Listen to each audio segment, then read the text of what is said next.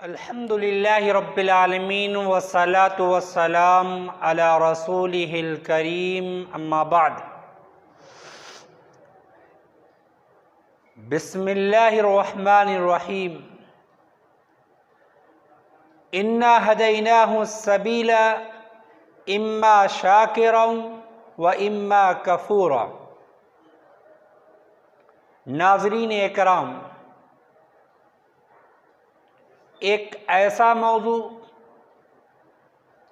ایک ایسا عنوان میں آپ کے روبرو لے کر آیا ہوں، وہ ہے شکر کی اہمیت۔ شکر، سب سے پہلے ہمیں یہ پتہ ہونا چاہیے کہ شکر ہے کیا۔ شکر سے مراد احسانات اور نعمتوں کا دل سے اعتراف کرنا اور احسان مند رہنا اور احسان کرنے والوں کی تعریف کرنا، یعنی احسان کرنے والے کی تعریف کرنا اور اس کی اطاعت کرنا۔ اب علامہ ابن قیم رحمۃ اللہ علیہ کہتے ہیں کہ اللہ تعالیٰ نے لوگوں کو دو قسموں میں تقسیم کیا ہے۔ سب سے پہلے شکر گزار،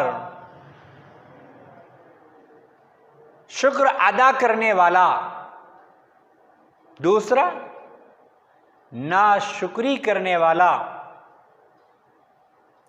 اللہ رب العالمین قرآن مجید میں فرماتا ہے اِنَّا هَدَيْنَاهُ السَّبِيلَ اِمَّا شَاكِرًا وَإِمَّا كَفُورًا۔ ہم نے یقیناً اسے راہ دکھلا دی، اب خواہ وہ شکر گزار رہے یا ناشکرہ بن جائے۔ اور اللہ رب العالمین اپنے شکر گزار بندوں کو بہترین بدلہ دینے کا وعدہ فرماتا ہے۔ وَسَنَجْزِي الشَّاكِرِينَ،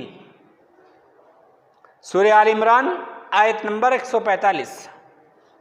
نیز اللہ رب العالمین اپنے سب سے پہلے رسول حضرت نوح علیہ السلام کی یہ صفت ذکر کی ہے کہ وہ انتہائی شکر گزار تھے۔ انہ کان عبدا شکورا، سورہ بنی اسرائیل آیت نمبر 3۔ اسی طرح اللہ رب العالمین حضرت ابراہیم علیہ السلام کی دیگر کئی صفات میں سے ایک صفت یہ بھی ذکر فرمائی ہے کہ وہ اپنے رب کی نعمتوں کا شکر بجا لاتے تھے۔ اب یہ تمام باتیں آپ کے سامنے رکھنے کا مقصد کیا ہے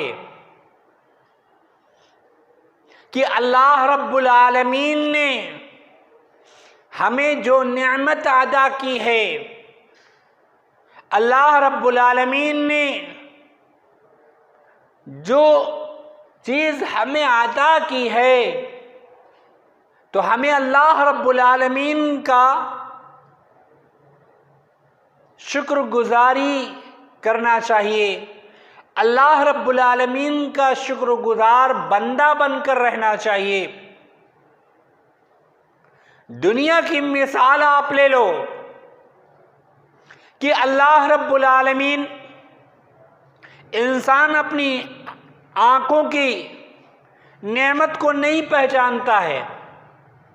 ذرا اس سے پوچھو جس کو اللہ رب العالمین نے بینائی نہیں دی ہے، انسان کو اس کو دیکھ کر اللہ رب العالمین کی نعمت کا شکریہ ادا کرنا چاہیے۔ نوح علیہ السلام اللہ رب العالمین کے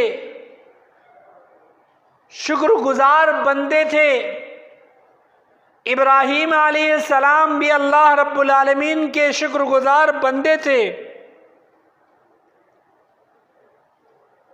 نبی اکرم صلی اللہ علیہ وسلم بھی اللہ رب العالمین کے رسول اور شکر گزار بندے تھے۔